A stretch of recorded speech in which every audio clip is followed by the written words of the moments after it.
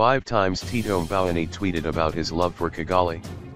Tito Mboweni was so impressed by Kigali during his recent visit that he took to Twitter to hype up the Rwandan city, earning himself the nickname Mr. Kigali.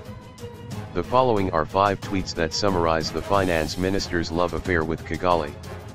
Clean and beautiful city.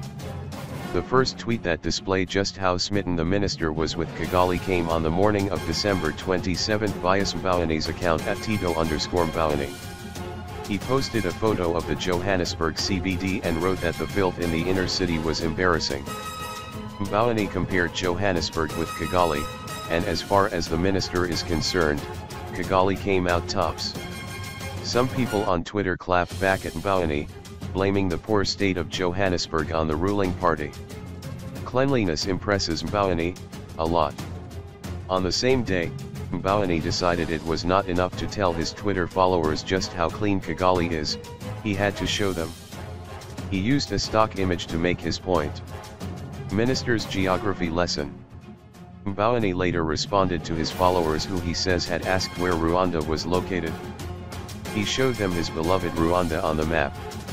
Cleanliness is close to the minister's heart.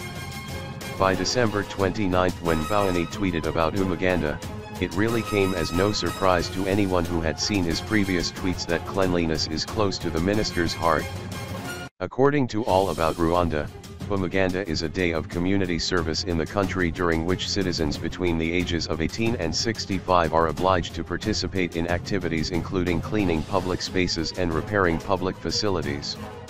In a tweet that could be mistaken for a Rwandan tourism promo, Mboweni showed that he is a huge fan of the cleanup idea. Something you wouldn't see in Kigali.